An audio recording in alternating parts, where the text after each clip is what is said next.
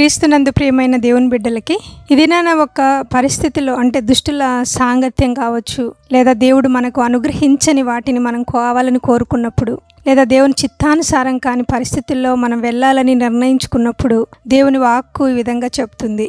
ఏంటంటే సామెతల గ్రంథము 6వ అధ్యాయము 5వ వచనంలో, వేటకాని చేతిలో నుండి లేడి తప్పించుకొనున్నట్లు, ఎరుకువాని చేతి నుండి పక్షి తప్పించుకొనున్నట్లుగా తప్పించుకొను అని చెప్పబడింది.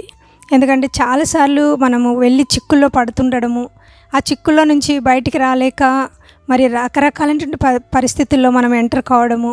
సో నిజంగానే అంటే చాలామంది అమ్మాయిలు చాలా పరిస్థితుల్లో ఇరుక్కొని వాళ్ళ బ్లాక్మెయిలింగ్ ద్వారా మరి అదే పాపంలో కంటిన్యూ అవ్వడం కానీ, లేదంటే సూసైడ్ చేసుకొని తమ జీవితాలను ఎండ్ చేసుకోవడం కానీ చేస్తున్నారు.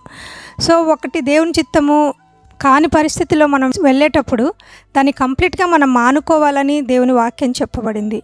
అలాగే మనం ఎక్కడైనా ఇరుక్కొని ఉంటే దేవుని వాక్కు చెప్తుంది మనకు విడుదల ఇవ్వడానికి ఆయన సిద్ధంగా ఉన్నాడని.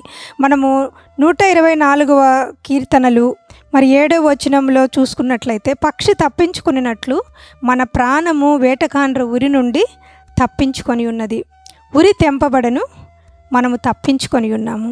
సో దేవుడు ఖచ్చితంగా మీరు మొరపెడితే మీ ఉరిని ఆయన తెంపేవాడుగా ఉన్నాడు. కాబట్టి మీరు ఉరిలు వేసుకొని చనిపోవాల్సిన అవసరం లేదండి. నేను చెప్తున్నాను, మీరు ఉరి పెట్టుకోవాల్సిన అవసరం లేదు.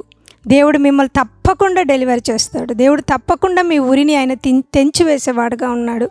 మా చర్చికి సంబంధించిన ముగ్గురు స్త్రీలు నాకు తెలుసు.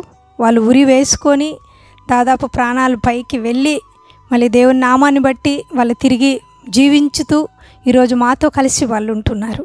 కాబట్టి ఎటువంటి పరిస్థితుల్లో కానీ అమ్మాయిలు కానీ అబ్బాయిలు కానీ దేవుడు మీ ఉరిని తెంపివేసినప్పుడు మీరు ఉరి పెట్టుకోవాల్సిన అవసరం లేదు. మీరు మొరపెడితే ఆయన మీకు విడుదల ఇచ్చేవాడుగా ఉన్నాడు. కానీ అంతకంటే ముందుగా ఎరుకవాని చేతుల్లో నుండి పక్షి తప్పించుకున్నట్లుగా మీరు కూడా తప్పించుకోవాలని అయితే దేవుడు కోరుకుంటున్నాడు. కాబట్టి ఎవ్వరు కూడా అటువంటి సిచ్యువేషన్లోనికి వెళ్ళకూడదని, అటువంటి సిచ్యువేషన్ మన ఎవరికి రాకూడదని దేవుని నామంలో మీ కొరకు ప్రార్థిస్తూ మీకు దేవుడు విడుదలని సహాయాన్ని పంపించునుగాక అని అడుగుతున్న మీ సహోదరి ఎస్తేర్ ఎవాంజలిన్.